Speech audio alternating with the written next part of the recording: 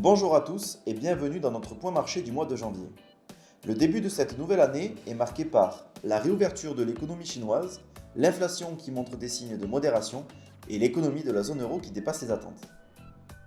États-Unis. Avec une inflation américaine à 6,5% contre 9,1% atteint en juin dernier, les investisseurs anticipent désormais la possibilité d'un scénario plus souple de la part des banques centrales sur la hausse des taux. Cette nouvelle a rassuré de nombreux pays en dehors des États-Unis qui, lorsque la Fed augmente ses taux plus fortement que les autres banques centrales, voient la valeur de leur monnaie diminuer, augmentant leur coût d'emprunt.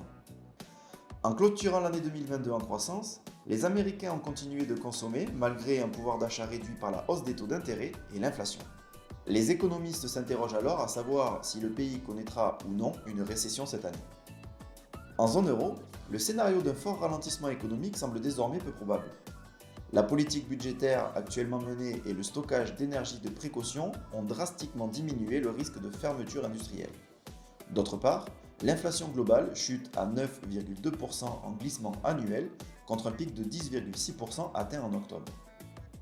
La présidente de la BCE, Christine Lagarde, a de nouveau souligné l'intention de l'institution monétaire de continuer à relever ses taux pour combattre l'inflation toujours trop élevée en zone euro.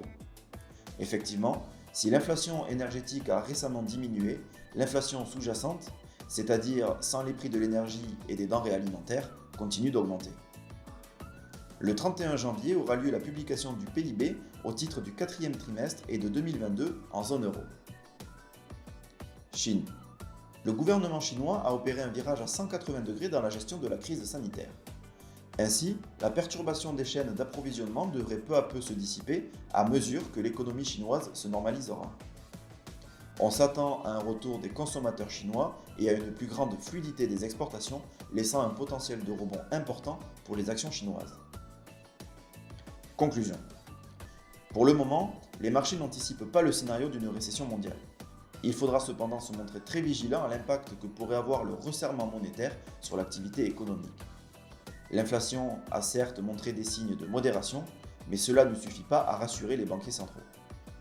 La Fed demeure préoccupée par les tensions sur le marché du travail et la BCE s'attend à une forte pression en raison de l'impact des coûts élevés de l'énergie.